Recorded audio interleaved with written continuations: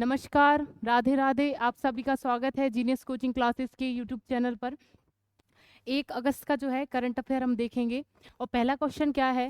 पहला क्वेश्चन है, हाल ही में निकोलस मादुरो ने, ये गैप है ठीक है, ने किस देश का राष्ट्रपति का चुनाव जीता है? 1 मिनट रुकिएगा।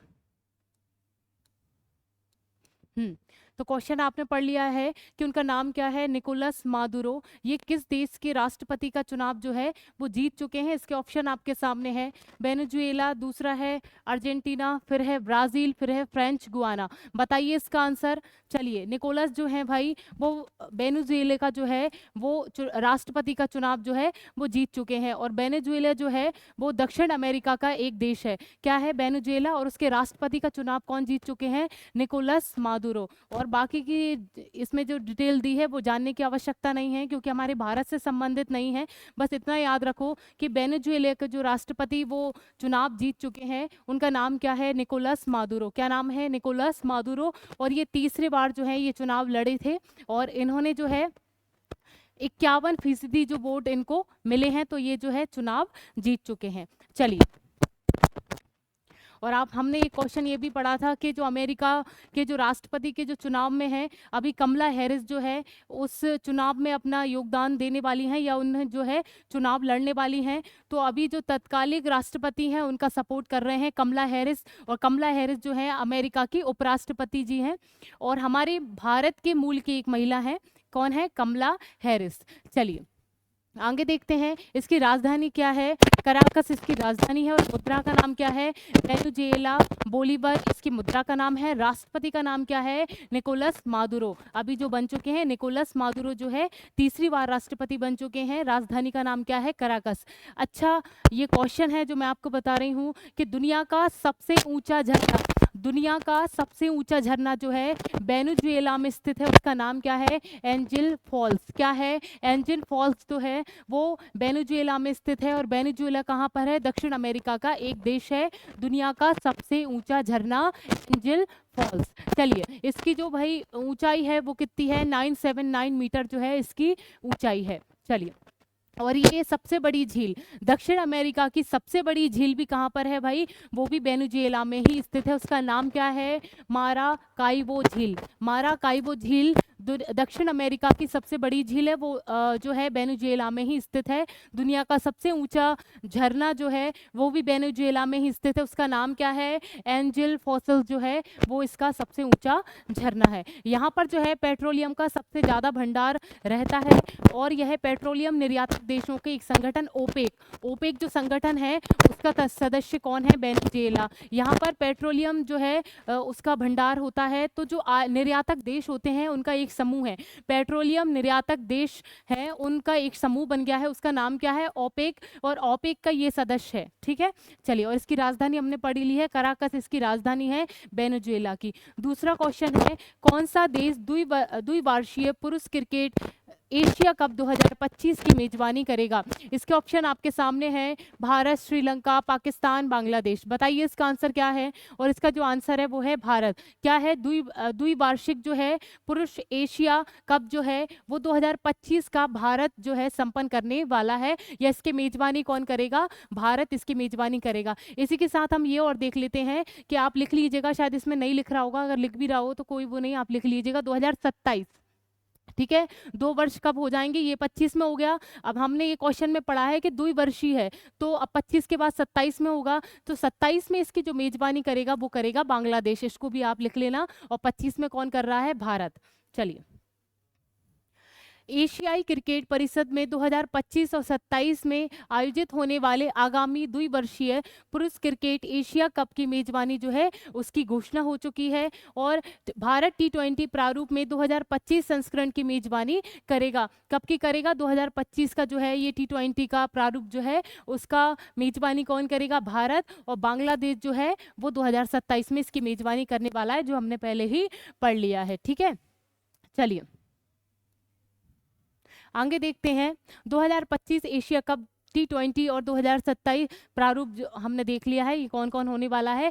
भारत T20 प्रारूप में 2025 एशिया कप की मेजबानी करेगा, क्योंकि आगामी 10वां ICC पुरुष T20 वर्ल्ड कप 2026 में जो है भारत और श्रीलंका में आयोजित होने वाला है। अब देखिए, अभी जो है, अभी हमने देखा T20 वर्ल्ड कप जो हम ये देखा था हमने 2024 में, वो किसने आयोजित किया था, वो किसने मेजबानी की थी, वो की थी वेस्ट इंडीज और अमेरिका। किसने किया था 2024 में, लिख लीजिएगा, T20 वर्ल्ड कप जो है 2024 में वो किसने, अमेरिका और ठीक है वेस्ट इंडीज, आप इसको लिख लीजिएगा, इनने मेजबानी की थी। अब किसकी बात चल रही है, हमारे क्वेश्चन में बात चल रही है 2026 की, तो 2026 की जो है वो श्रीलंका और भारत जो है इसकी मेजबानी करने वाला है। T20 वर्ल्ड कप की मेजबानी अब 2026 में किसकी मेजबानी के द्वारा होने वाला है, भारत और श्रीलंका। आप याद रखें संयुक्त रूप से, और अभी 24 में जो हुआ था वो अमेरिका और वेस्ट इंडीज के द्वारा ये जो है मेजबानी की गई थी। अब आगे बढ़ते हैं। भारत T20 प्रारूप में वर्तमान विश्व चैंपियन है। 2027 एशिया कप वनडे प्रारूप में बांग्लादेश में आयोजित किया जाएगा, ये भी हमने पढ़ लिया है, क्योंकि 14वां ICC पुरुष वनडे वर्ल्ड कप 27 में दक्षिण अफ्रीका, जिम्बाब्वे और नामीबिया में आयोजित किया जाएगा। अब देखिए, ये 14वां ICC पुरुष वनडे विश्व कप जो है 27 की बात चल रही है, तो 27 जो है वो कौन मेजबानी करने वाला है, इसका वर्ल्ड कप की मेजबानी 2027 में दक्षिण अफ्रीका करने वाला है।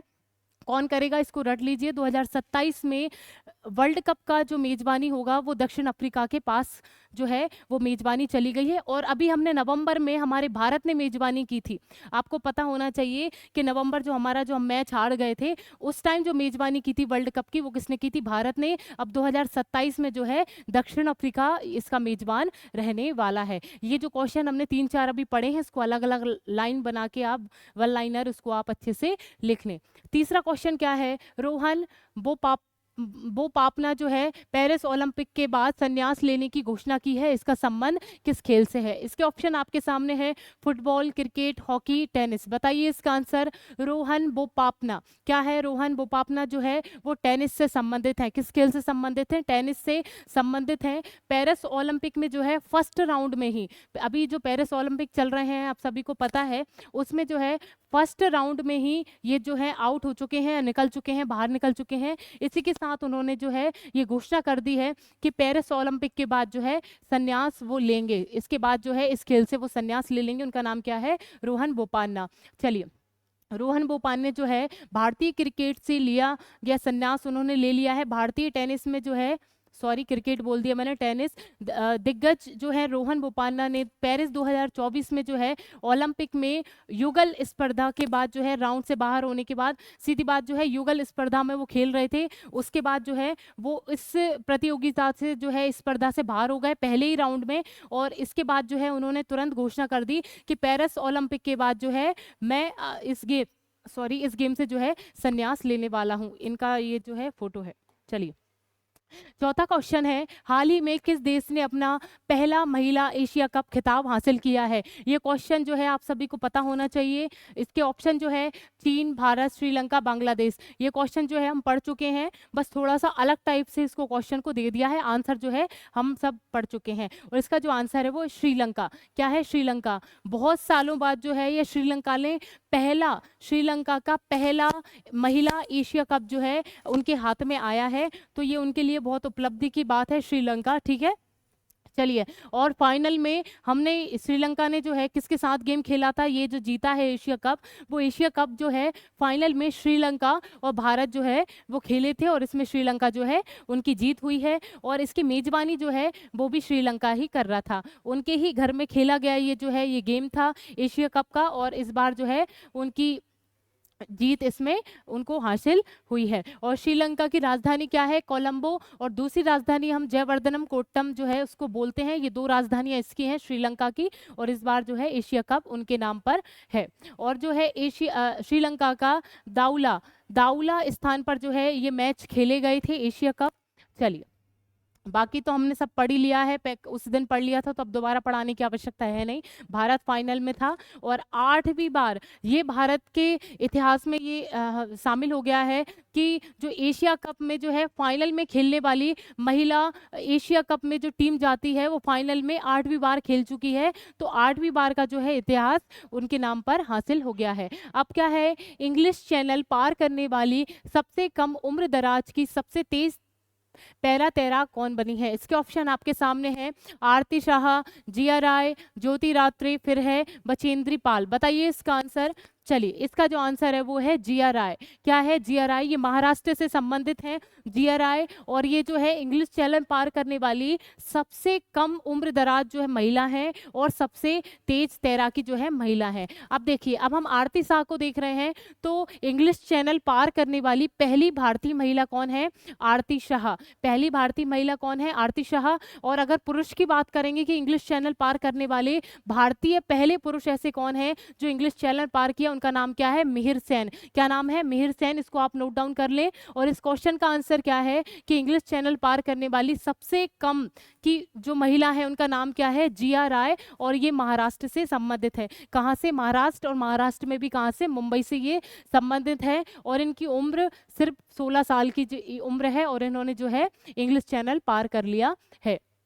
चलिए, इंग्लिश चैनल पार करने वाली दुनिया की सबसे उम्र जिसकी उम्र कम है और तेज जो है, बहुत तेज तैराक हैं, इनका नाम जोड़ लिया गया है। और हमने ऑप्शन में एक चीज और देखी थी, ज्योति रात्रे। ज्योति रात्रे एक ऐसी महिला है जो सबसे ज्यादा उम्र दराज महिला है, जो है माउंट एवरेस्ट पे चढ़ने वाली सबसे उम्र दराज महिला का नाम क्या है?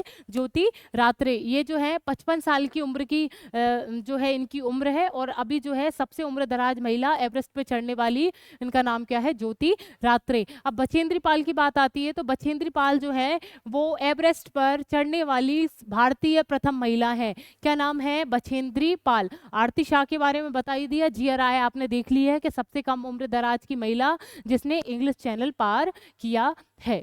चलिए, 28 जुलाई 2024 को इंग्लैंड में एवॉर्ड्स क्लिफ में अपनी 34 किलोमीटर की तैराकी, ज़्यादा उसकी लंबाई नहीं है, तो आप देख रहे होंगे किलोमीटर कितना है भाई, 34 किलोमीटर की ये तैराकी है, तो उनने जो है तैरकर पार कर ली है। 29 जुलाई को जो है फ्रांस में अपने अंतिम गंतव्य पॉइंट को ला कोएट ट्यून पर पहुंची और उन्होंने यह दूरी 17 घंटे 25 मिनट में पूरी की, जो किसी पैरा तैराक द्वारा स्थापित एक नया कीर्तिमान है। इन्होंने जो है इंग्लिश चैनल कितने मिनट में पार किया? कितने घंटे में? 17 घंटे और 25 मिनट में जो है इन्होंने ये इंग्लिश चैनल पार कर दिया। मतलब 34 किलोमीटर की दूरी जो है इन्होंने 17 घंटे 25 मिनट में तय कर ली है। चलिए, ऑटिज्म स्पेक्ट्रम डिऑर्डर में से पीड़ित जो है जिया राय एक भारतीय नौसेना कर्मी की बेटी है। इसको और जानने की कोई आवश्यकता नहीं है।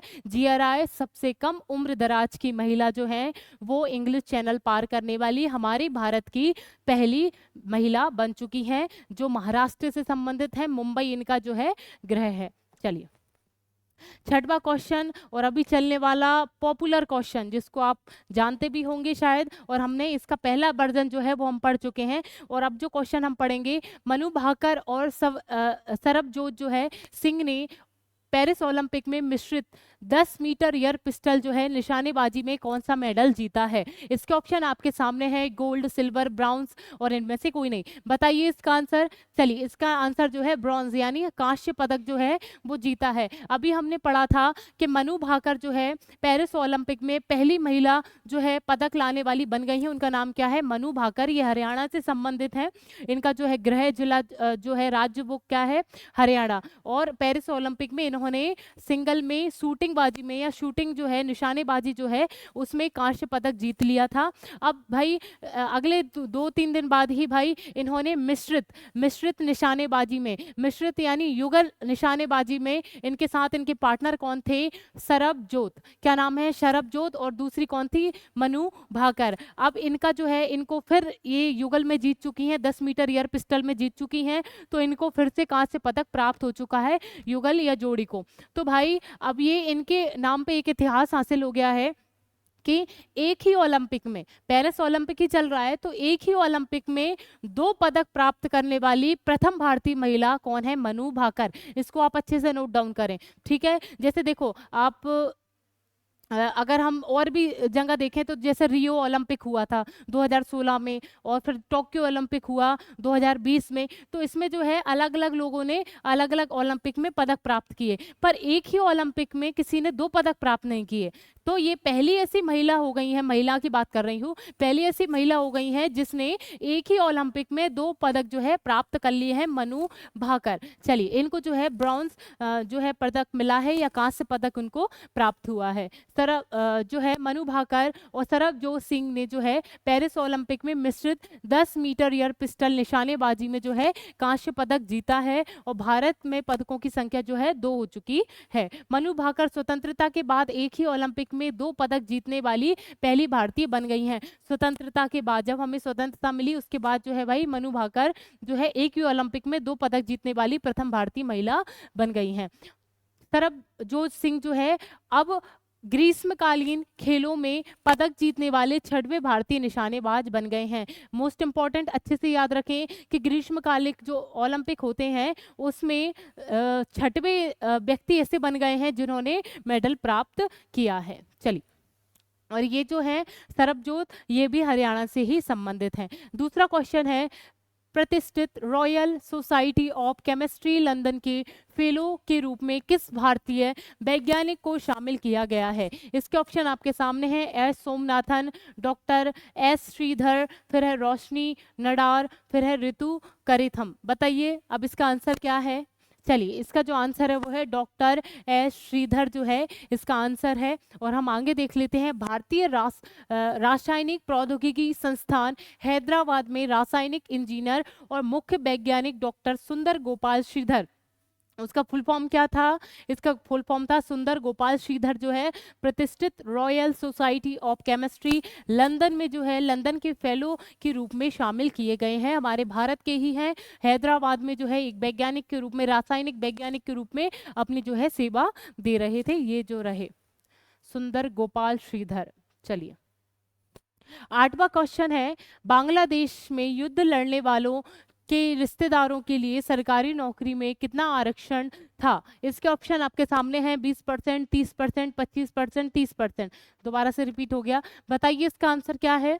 चलिए, इसका जो आंसर है वो है 30%। अभी जो है बांग्लादेश में बड़ा विवाद हुआ भाई, कि बांग्लादेश में आप सभी को पता है 1971 में भारत और पाकिस्तान के बीच में लड़ाई हुई थी। उस लड़ाई के फलस्वरूप ही बांग्लादेश का उदय हुआ, ठीक है। और फिर क्या इसमें क्या बात चल रही है कि 30% किसको आरक्षण दिया जा रहा है? जो 1971 में बांग्लादेश के लिए या नया राज्य बनाने के लिए या नया देश बनाने के लिए जिन्होंने लड़ाई करी, बांग्लादेश के लिए एक कहा जाए इनकी तरफ से कि योगदान दिया, उनके वो तो अब मर गए, क्योंकि 1971 में लड़ाई लड़ी होगी, वो तो मर गए, पर उनके जो बच्चे हैं, उनके जो नाती पोते हैं, उनको जो है आरक्षण देने की बात चल रही थी। सरकारी नौकरी 30% जो है उनके लिए आरक्षित हो गई थी, तो उसके लिए विवाद चल रहा है। कहीं ना कहीं बिल्कुल सही भी है कि वो तो लड़के चले गए, पर उनके नातियों ने ऐसा क्या किया है, जो योग्य है वो तो रह जाएंगे, तो वो कहीं ना कहीं बहुत विवाद है बांग्लादेश में ऐसा। तो भाई 30% जो है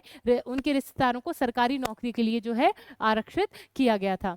चलिए, अब क्या है, इसमें कुछ आवश्यकता नहीं है पढ़ने की, ठीक है। ये मैंने आपको बता दिया है कि 1971 में जो है स्वतंत्रता संग्राम के लिए लड़े गए थे, और 30% जो है सरकारी नौकरियों के लिए जो है ये दंगे हो रहे हैं, आप देखिए इमेज में। चलिए, 9वां क्वेश्चन है, टेबल टेनिस में ओलंपिक राउंड ऑफ 16 तक जो है वो पहुंचने वाली पहली भारतीय कौन बनी है? इसके ऑप्शन आपके सामने हैं, पीवी सिंधु, मनिका बत्रा, फिर तीसरा है मनु भाकर, मीना बाई चानू। बताइए इसका आंसर।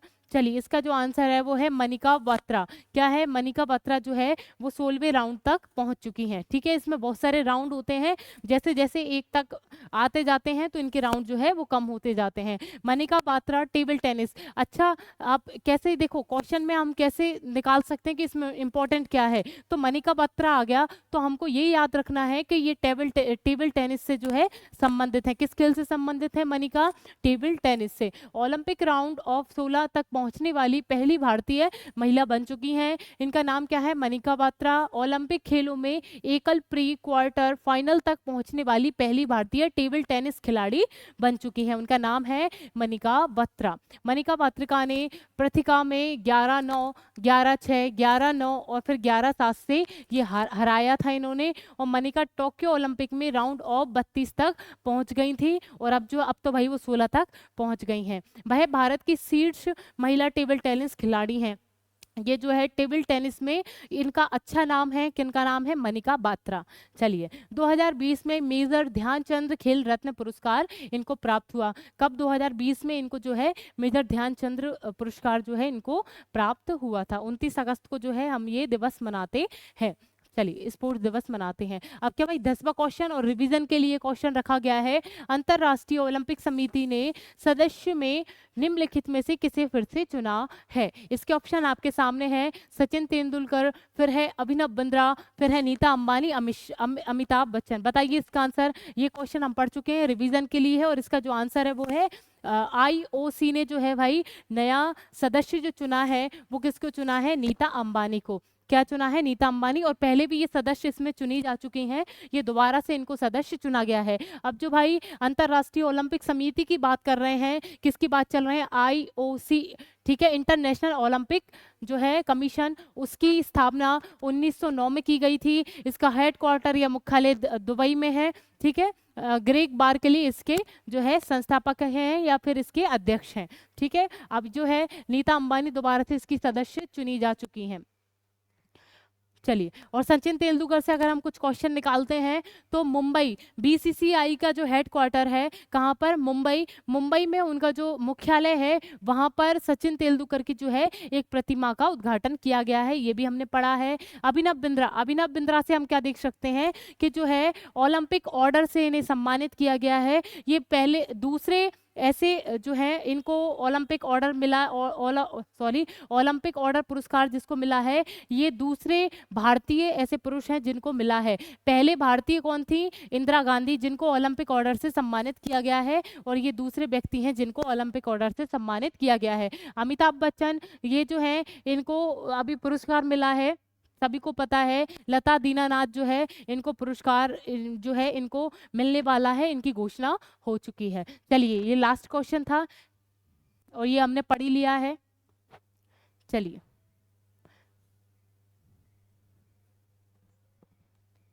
सॉरी, जो मैंने IOC जो बता दिया था वो मैंने उसका बता दिया था, ये सॉरी। इसकी स्थापना जो है 1894 में की गई थी। लोजेन और स्विट्जरलैंड में इसका मुख्यालय है और थॉमस बाग जो है वो इसके अध्यक्ष हैं। वो दुबई जो है, मैं उधर पहुंच गई, सॉरी। इसका जो मुख्यालय है वो स्विट्जरलैंड में है। ये इंटरनेशनल ओलंपिक जो है उसकी बात चल रही है और मैं अपने इंडिया में ही पहुँच गई, सॉरी उसके लिए। चलिए, तो नीता अंबानी जो है इसकी सदस्य बन गई हैं। इसी के साथ जो है ये क्वेश्चन समाप्त होते हैं।